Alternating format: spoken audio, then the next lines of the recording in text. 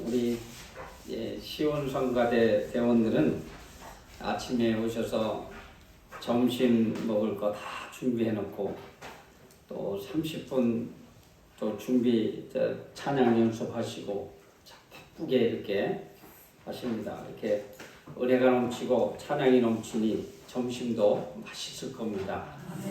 한 가지 물어볼까요? 지난주에 설교 오전 제목 아는 사람 한번 손 들어보세요. 그렇죠. 나도 몰랐어요. 나도 그래서 이렇게 원그 뒤를 봤더니 믿음의 능력이에요. 믿음의 능력. 여러분 한 주간 동안 믿음으로 능력 있게 사셨고 믿음으로 우리 승리하여 하였으리라 믿습니다. 사무엘의 오늘은 설교라고 하는데 여러분 잃어버려도요 나와서 자꾸 들으면 나는 내가 그런 창작할 줄은 모르는데 목사님들 콩나물 시루에 물을 꾸준히 주면 물기는 없는데 어느새 쑥 자라있다고.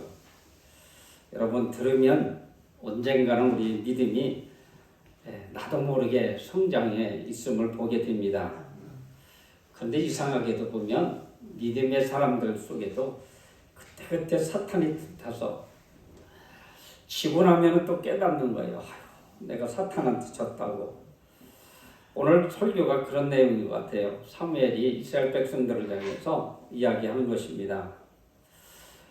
어려울 때는 나라가 어려울 때는 영웅을 원하고 계신답니다.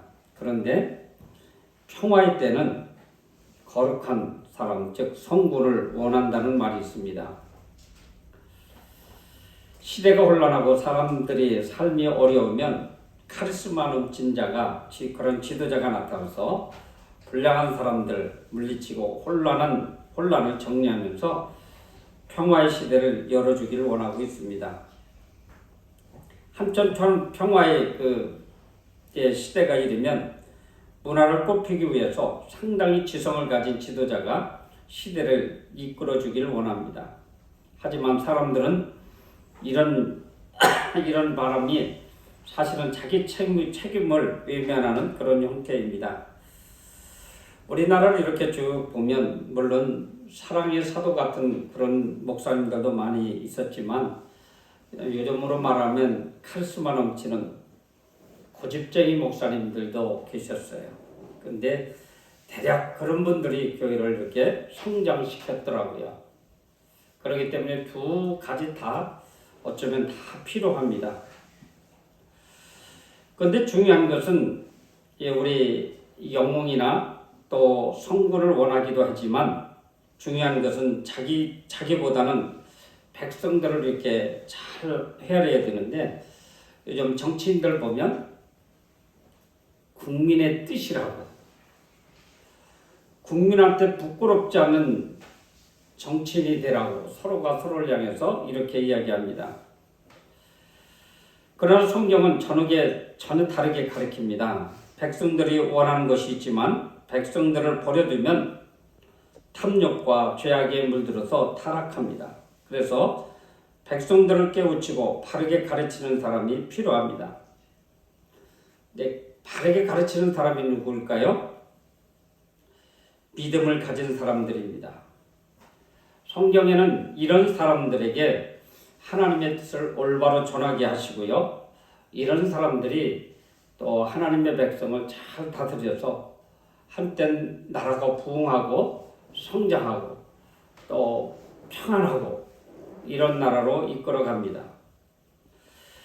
그들의 시대와 가르침을 본다면 오늘의 시대를 읽고 무엇이 필요한지를 우리가 알게 되는데 첫 번째로 기도를 들이시는 하나님. 이때는 하나님이 백성들을 직접 통치하셨어요. 지금 오늘 본문은 이스라엘이 블레셋의 지배를 당했을 때 젊은 사무엘이 나섰습니다. 사무엘이 백성들을 미스바로 모아서 회개 운동을 주도했고 그리고 이스라엘에게 그렇게 함으로 인해서 이스라엘 백성들에게 평화가 찾아왔습니다. 근데 사무엘이 이제 어느덧 나이가 많아졌습니다. 그러니까 물론 기도의 힘도 잃었을 것이고 사람들을 이끌어가는 능력도 좀 옛날 같지를 않았을 거예요. 그가 설교하는 것도 정말로 파워가 넘치는 설교가 아니었을 것 같아요. 그러니까 살살 백성들이 뭐라고 이야기했냐면 우리에게 왕을 세워주십시오. 이거예요. 이제 당신은 늙었으니 안 됩니다라는 것이 아니라 왕을 세워달라고. 그러니까 이 사무엘이 하나님 앞에 물어봅니다. 백성들이 왕을 세워달라는데 어떻게 할까요? 하나님이 허락하셨습니다. 그래서 이제 사무엘은 사울이라는 사람을 이스라엘 왕으로 세우고 백성들에게 설교를 합니다. 하지만 아무리 왕이 있어도 왕과 백성들이 하나님을 섬기지 않는다면 하나님께서 그들이 조상처럼 그들도 징계하실 것입니다. 여러분, 우리가 왕도 좋고 즉 선지자나 사사들도 참 좋습니다. 그런데 우리가 기도하지 아니하면 우리 하나님이 우리 영을 이끌어주지 않는다는 것입니다. 아무리 우리 지금 대형교회 큰 교회 목사님 밑에 아주 화려하게 꾸며놓은 예배당에서 예배만 드리고 간다 치고 우리는 초라하지만 농기교회에서 부르짖어 기도한다면 하나님은 우리의 기도를 들어주신다는 겁니다. 다시 또 바꿔 말하면 큰 도시의 목사님들은 거의 박사학위 가지고 계세요. 거의 다 가지고 계세요. 그런데 이상하게도 장경동 목사는 박사학위가 없대요.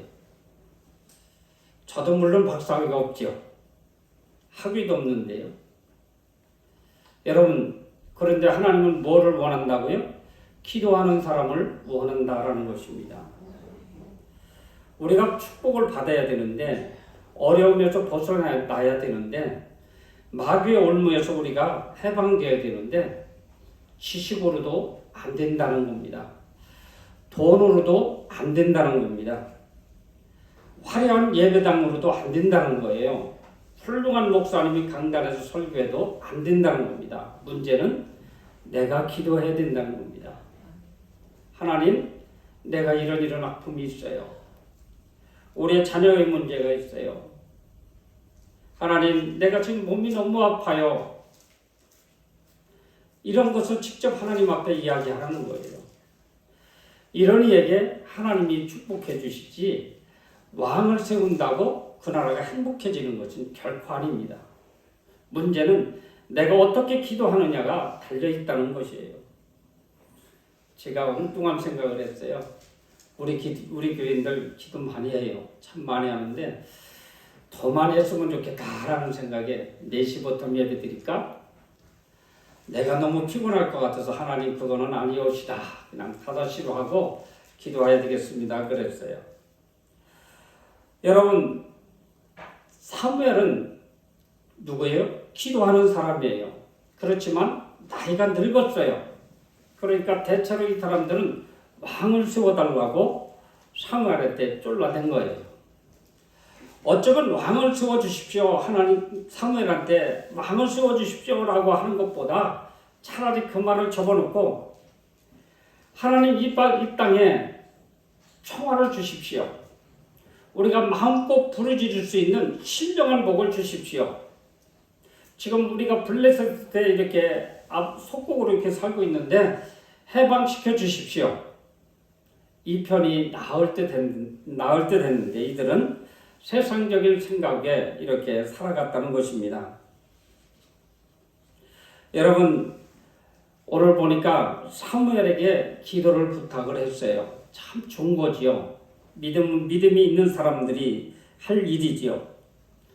사무엘의 기도도 들으시지만 어쩌면 양들의 기도를 우리 하나님은 더 원하고 계실지도 모릅니다.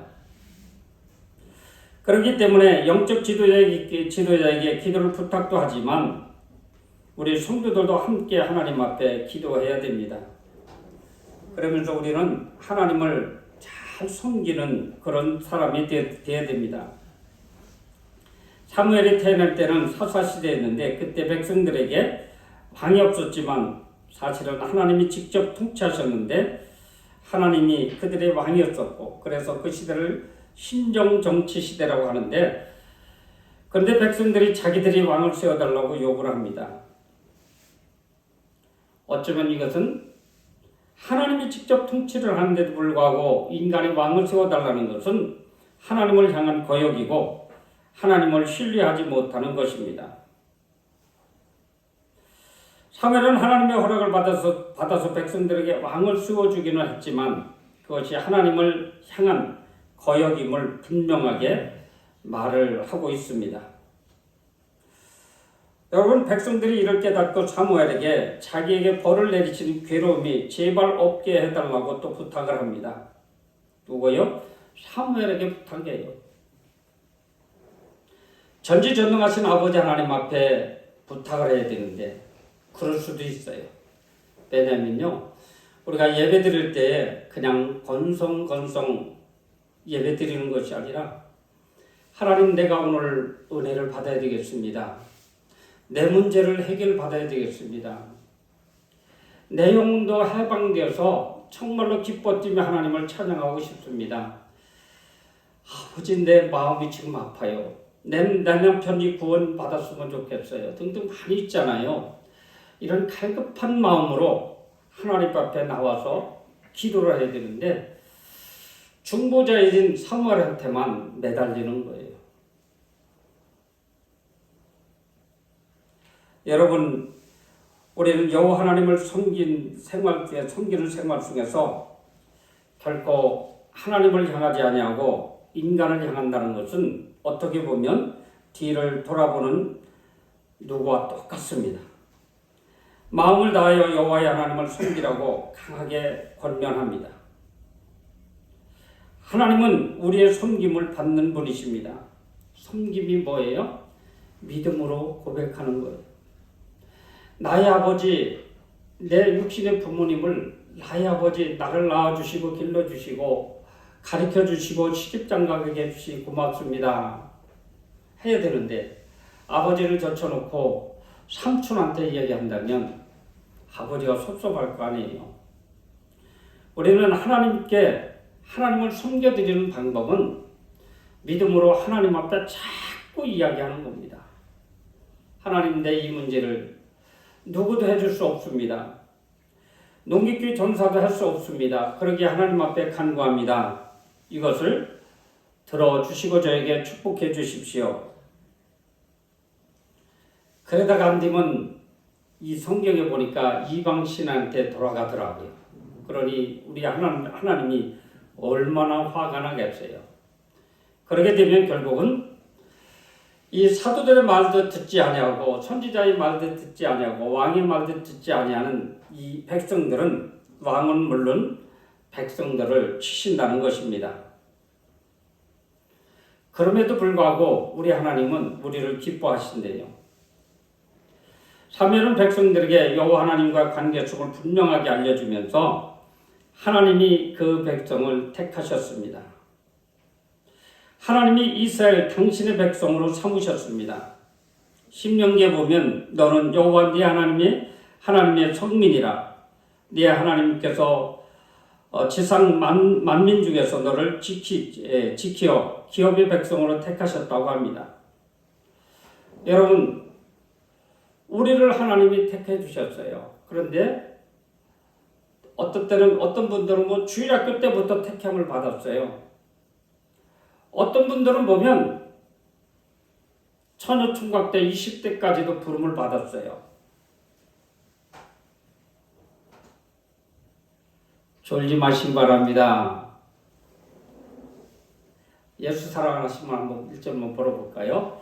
예수 사랑하심을 성경에서 배웠네. 우리들은 약하나 예수 권세 많도다. 날 사랑하신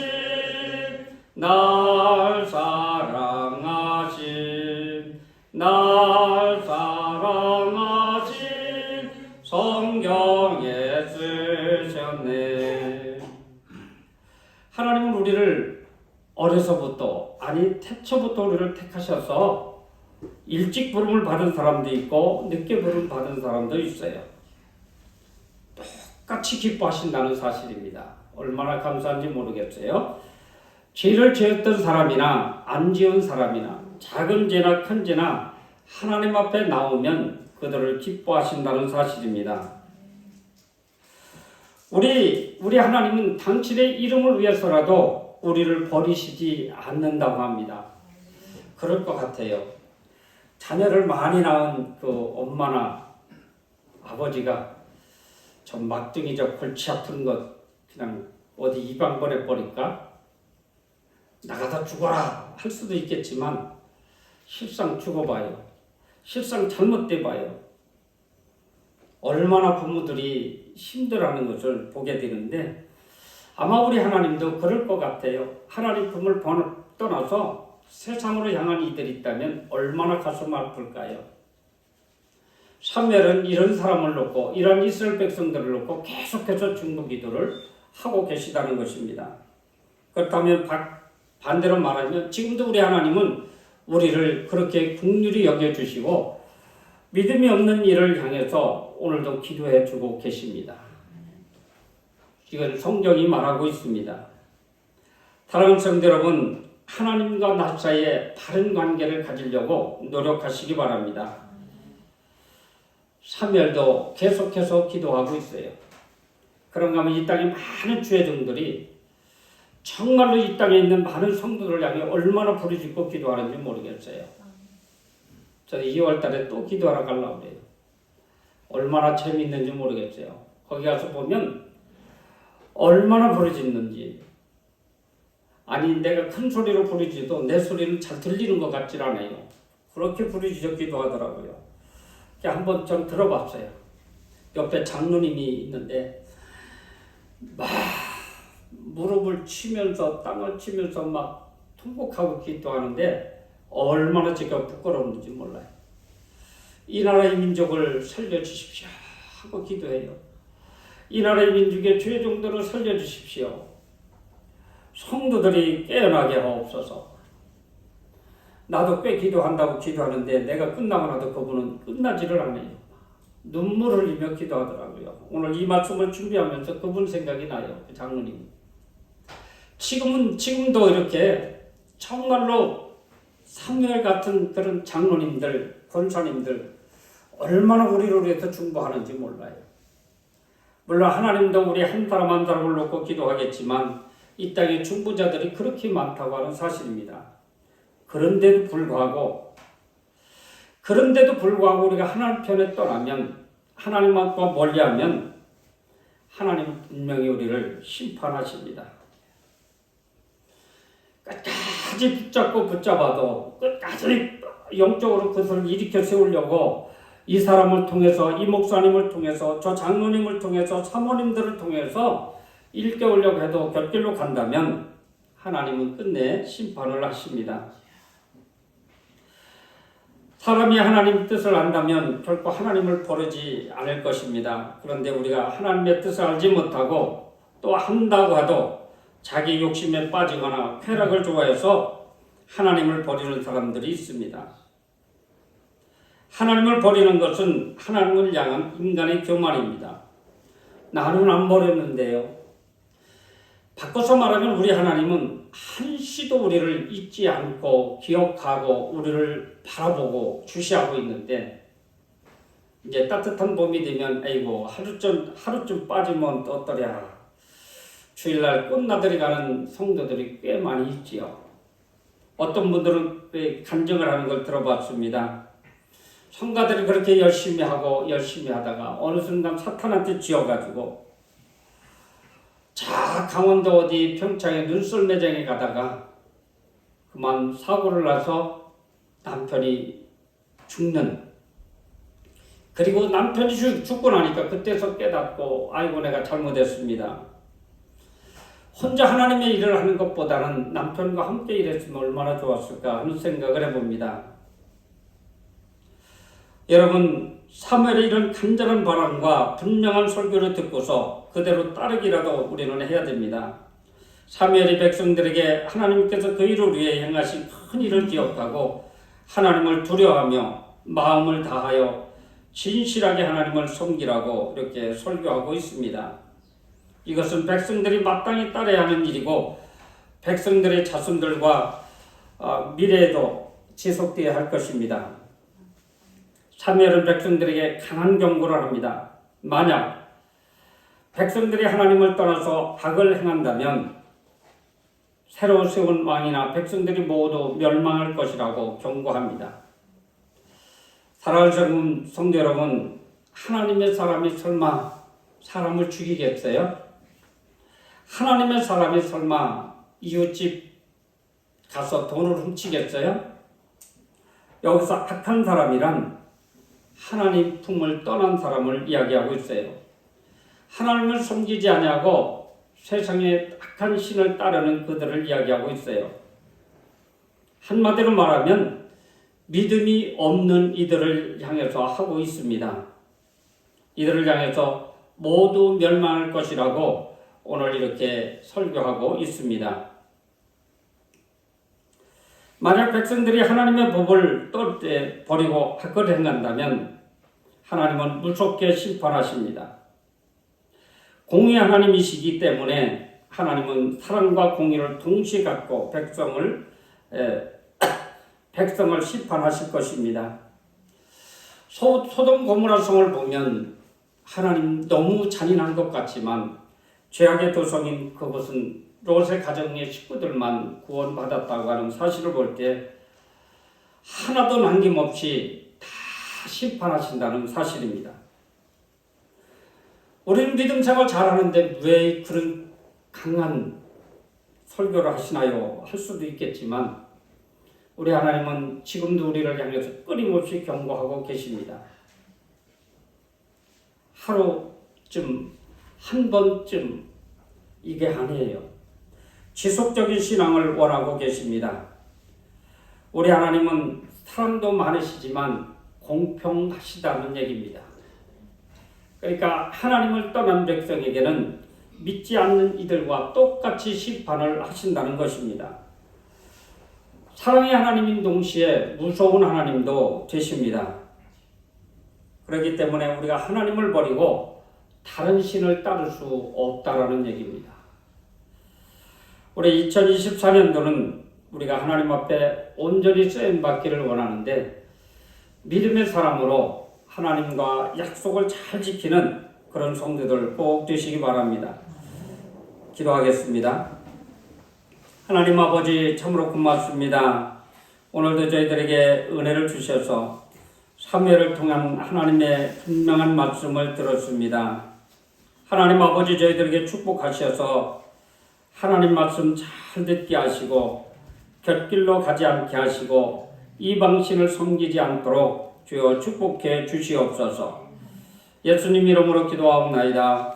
아멘.